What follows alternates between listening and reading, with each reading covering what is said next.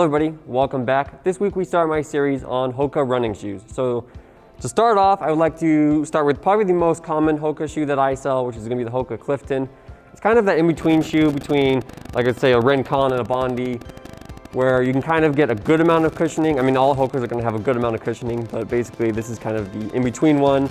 The standard price point, we're at $130. So basically, I mean, if we're looking at the Clifton 7 compared to the Clifton 6, not much has changed, but if you've already had the Clifton 6, the main differences you're gonna notice is gonna be up here in the heel. They actually kind of curve away from that Achilles. If you guys kind of see this right here, like Clifton 7 had a little strap back here and a very standard heel counter in the shoe. With the 7, that curves away, also gives this like a more comfortable feel on the heel right there, so you don't have that piece digging into your heel. But also, if you have Achilles problems, that's another good thing. Typically, you want something to cover away from that Achilles and not dig into it. So they're also looking at the difference in the mesh. They've updated the mesh a little bit, but the midsole and the outsole, so the bottom of the shoe, and then this foam section have not changed very much from the 6. It's still at a stack height of 29 millimeters in the heel for men, and then let's see, 24 millimeters in the forefoot, so 5 millimeter drop.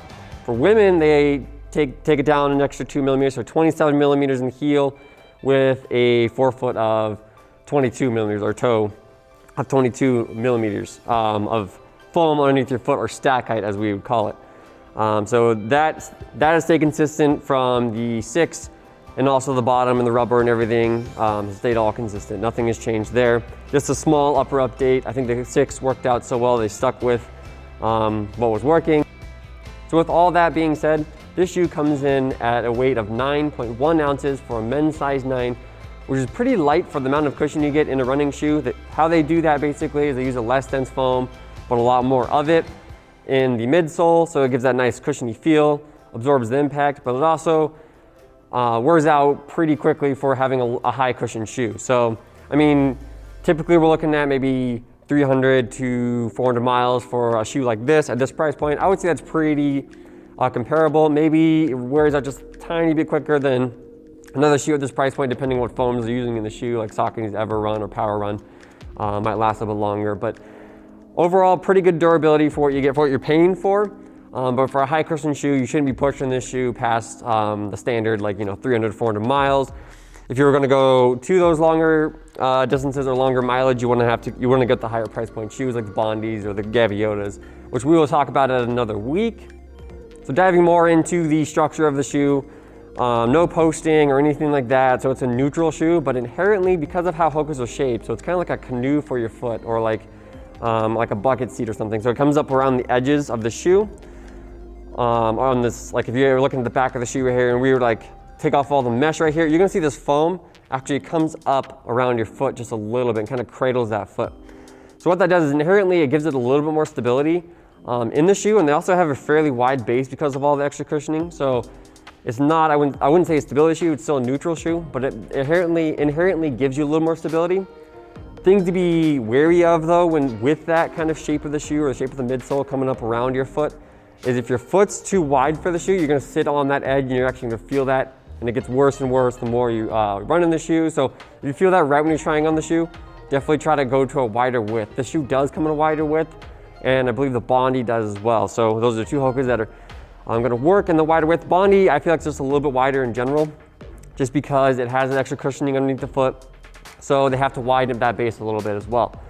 So yeah, make sure if you're trying this on, that be wary of those side rails and make sure you're not sitting on top of those. Also with insoles, it gets a little bit tricky because they can sit a little bit off in the shoe. Sometimes I've seen people use insoles in here and they're perfectly fine with them. So if you use insoles, you might be able to try it out with it, but make sure your insole is sitting flat in there, not sitting off-centered at all. Sometimes with those wider insoles for sure, it can definitely sit a little bit off. I don't use insoles in this one. I actually have plantar fascia issues right now, so this is a great time to be doing Hoka reviews because I believe Hoka is one of the best shoes for plantar fascia issues. So because I don't feel like I have to wear my insole to kind of stabilize that plantar fascia, or kind of pull that plantar fascia up and kind of cast it.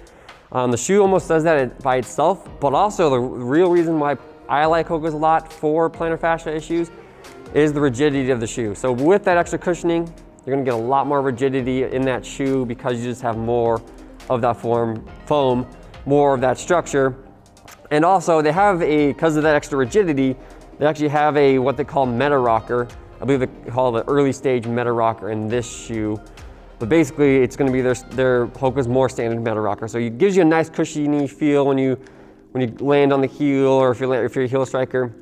So you get a lot of cushion in the heel, but then as you kind of come up on your toes and rock forward, it gives you a nice responsive, this is kind of what Hoka definitely pushes, a nice responsive toe off, I guess, is what we're looking for, the word I'm looking for. But yeah, nice responsive toe off, but also with that kind of rocking motion in that toe right there, it actually helps prevent movement of that foot. So sometimes with plantar fascia issues, what can cause a lot of the irritation in the plantar fascia is just moving it a bunch. So this kind of giving stabilization through that shape of that kind of canoe shape I was talking about earlier, but also giving you the rigidity and easy toe off to kind of relieve stress on, let's say, the calves and stuff like that. And it's almost like casting your foot as well when you have that rigid midsole right there. So yeah, really good for this is what I've been using for plantar fascia issues right now. I'm actually rotating between this shoe and the Bondi, and then every once in a while I'll use the Clifton Edge. Again, I'm gonna talk about all of those in a later video, so stay tuned for that video. This is Pat from Runners Lone Tree, Clifton. Clifton 7 is my go-to shoe for everyday running. I really like the new update. Like a lot of things about it. The one thing that they did change was the gusseted tongue. I had some issues with it at first. It sort of bothered the outside of my foot a little bit. I ended up just cutting it out, and since then it's been perfect. So it's a minor change I made there. But otherwise, this is still my favorite shoe and my go-to shoe for everyday running.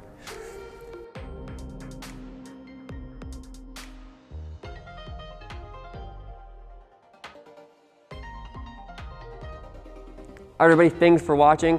If you have any questions, feel free to drop it in the comments below. If you want to see a certain video, also drop that in the comments below. If you guys want to catch all the rest of my Hoka videos, make sure you guys subscribe to the channel. If you enjoyed the video, give me a thumbs up, and thanks for watching. We'll see you guys later.